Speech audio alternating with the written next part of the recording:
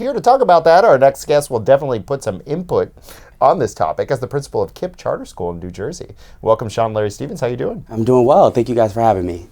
So what are your thoughts on the use of facial recognition at schools to prevent school shootings? Oh, man. I think that it is an invasion of privacy. I think that we have no evidence that that's actually going to deter any unsafe things from happening. And I think it actually increases the likelihood that things are going to happen in unsafe in schools.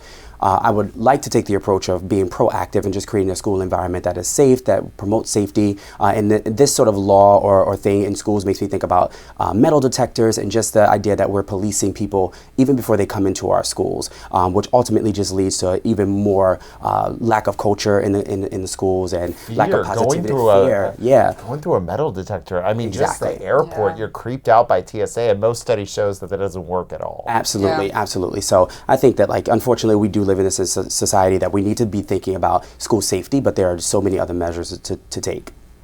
Yeah, so tell us a little bit about, your charter school and how you balance security versus privacy versus community versus parents versus school choice. Yeah. Working in a charter school is sort of a political statement as well. So there's a lot of questions there, so let me let you unpack there. Yeah, so I'm the principal of Newark Collegiate Academy. We are a Kipp Newark school, Kipp, New Jersey. And I think the first approach I take is just building a sense of community amongst my families, amongst my teachers, amongst the community in general, having partnerships with local politicians, with local places, stores, and so we are really we're change agents in the sense that we go out and we advocate for our students, but we are also a part of the community and not exclusive from the community. So that's our first approach. The second approach in terms of security, we build a proactive culture that is built on positivity, that's built on building relationships, and that's where we start, and try to create a safe environment for our students through the language that we use, through the events that we throw. And so we are more of just it's a team and family. We say team and family because we truly mean it, and not just with our staff, but with our entire community. In terms of it being a political statement, it definitely is. There's a lot of talk between charter and traditional public schools and data and who's doing well and who's doing not. And unfortunately, it does become sort of a comparison when really we're all in the business of educating students, and who doesn't want to send their students to a school that has a high quality education, and it really is about choice. Unfortunately, we live in a world where demographics do determine your destiny, and where you're born, the zip code that you're born in, does dictate your trajectory in life. And so the purpose of all schooling should be, how do we create equitable, amazing, just schools for all children? And we don't have to have this debate of who's doing what and who's doing it better. But what happens if you're focusing on certain charter schools and making sure that you have the teachers there who are involved?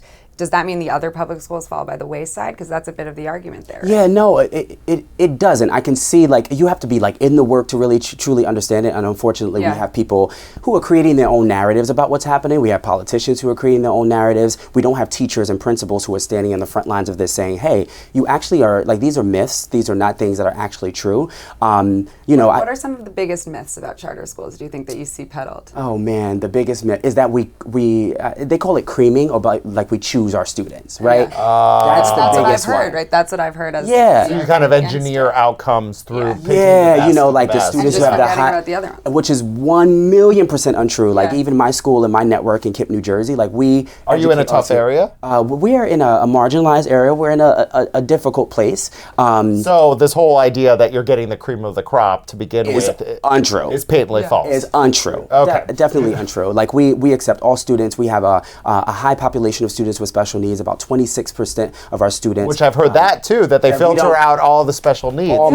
All myths. And so we pride ourselves. We don't expel. We don't kick kids out. We don't do super long suspensions and feed into the prison to school to prison pipeline. We work and do anything we need by any means necessary to educate every child. So let's talk about that. That was actually my next question. 1 in 4 black males encounters the criminal justice system at some point in their life. And most people point to lack of educational opportunity, the school to prison pipeline. What role do charter schools play in changing that dire statistic? The role that we play is really to wake up every day and do the most difficult work possible, which is educate kids, turn every moment into a learning moment for our students, guide them in the right directions, instill values of positivity, love, respect, inclusion, diversity, and acceptance into them so that they go off into the world and be positive contributors to our society. And as an educator, that's hard. We're working, from 7 a.m. to 7 p.m. You can't solve the world's problems. No. Educators, you guys absorb all of our societal dysfunction. Yes. You can't fix the local economy. You can't fix broken families. Yeah. Absolutely. You can't fix the lack of base that these kids have even before they come to you. Yeah. Nutrition, lifestyle, etc. And then we point to you guys and say, Fix it. you need to fix this. Yeah, and I think, you know what, it's not, it's a big moral and ethical responsibility that we do have, and we can't control for all those external circumstances. But what we do have control of when my students walk into my school at 7:37 every morning and they're shaking every hand, and I have 800 kids, 114 staff members, we are smiling, we are hugging, we are complimenting, we are high-fiving, we are asking about their families, we're letting families come in and sit in classrooms. And so it is an open door policy and an open door community where, these are our children, and like we have an obligation to educate them and do all that we can from 7:25 until 4:30 when they leave and beyond those hours. Yeah. And you're there a lot longer, right? I'm there a lot longer. When a charter school comes into a neighborhood, how does it change the fabric of that community? Do you see a change? Yeah, it's sometimes positive.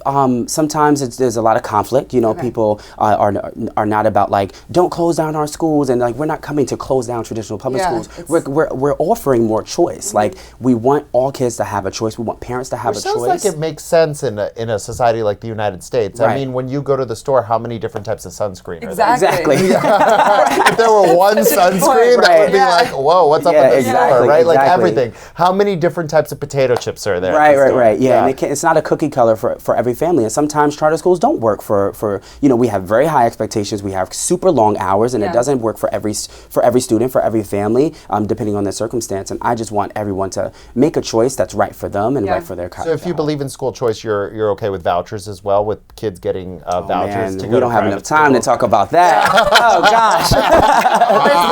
Best questions. Yes. Okay, we're just gonna pass on that one and move to more exciting and fun stuff. So a video of you dancing at school went viral. Oh gosh. It did. Did you have a bunch of people from the past come out and be like, wow, you're cool now? Well, yeah. Well, I've always been cool. But yeah, no, it was like, I grew up dancing and performing, and it's just something, I love to have fun, right? Like I think the thing that makes me special about being a principal is that my students see themselves reflected in who I am, and then they think that like nothing is impossible until it's done. Nelson Mandela said that. And then they see a young black male principal who's dancing, who is, I'm Ivy League educated, but also from the same neighborhood that they grew up in. And so I am the role model that they hope to be. Well, you have quite a role model to match. Nelson Mandela forgiving his captors. Right. Talk about the most mature man of the late 20th century, right? Yeah. So I went viral. I was at prom. They were like, come on, Mr. Stevens, come dance. I had on a vibrant purple suit. And so I went up there, I danced for about 15 seconds, and I woke up the next morning, and all the kids had posted it. People, it just went crazy on the internet. Yeah. Yeah. That's great. Yeah. What do you look at for the percentage of kids going to university from schools like this? Do you know yet? Is it too new to see the outcome? No, it's not too new. We have a program within our schools called Kipp Through College, and it tracks all of our students who are graduating from our high schools, and we push them through college. So we support them through their freshman and senior year in college. So it doesn't end. It doesn't end for us. That's great. It doesn't end for us, and I'm excited to be a pioneer in this work because in 10, 15 years that there might be Kipp school universities, and like we start our own thing to make sure that our students are supported and get the education they deserve. But I graduate almost 100% of our students each year. Send over 80% of them to 2 or 4 year universities. Wow. And we emphasize that college is like our North Star, but we recognize that there are some students who need alternative pathways, but ultimately end up, you might start off in the workforce and then go to a community college and then go to college, but we know there's a strong correlation between financial stability and a successful life, in quotes, and college education. So tell us about Walk in Your Excellence. Yes, Walk in Your Excellence. He's wearing the merch. Walk in Your Excellence is a show a podcast show that actually started out of tragedy. My little brother was murdered not too long ago. Where did this happen? In Jersey City, New Jersey. So you're local. You're from the Yeah. I'm from here. These are my roots. And he always wanted us to go into business together. He was the funny one. I was the serious one. We were always polar opposites, but so similar. And he's like, we need to start a YouTube series or do something in media because it's taking off. And of course, my excuse was always, I have to work. And so when I lost him, it was this time to like vicariously live out this dream together. And so I started the podcast where I showcase people who are doing amazing things in the world, whether that's in hospitality or media or education education or fashion or entrepreneurship, and just spread positive lights into the world, especially for African American men, because there's such a deficit-based narrative to who we are. And at the end of every show, I say, define who you are, follow your passion, speak your truth, be unapologetically you, and always remember to walk in your excellence. So it spreads hope, love, and positivity into the world. Do you feel like things are getting better? Or in our country? I feel that they're not better yet. I'm optimistic that, and I have faith in our democracy, in our people, that we will begin to make better choices, and that like every day, our job is to wake up and just spread love, positivity, and inclusion into the world. And if everyone's doing their part in that, then eventually we'll get to the place we need to be. Well, people like you usually work in finance, so hats off to you, making $400,000 a year on Wall Street. So hats off to you for doing the hard work on the ground in your community. It's really incredible. It's so important. It's inspirational too. Thank you so much for joining us. Thank you guys for having me.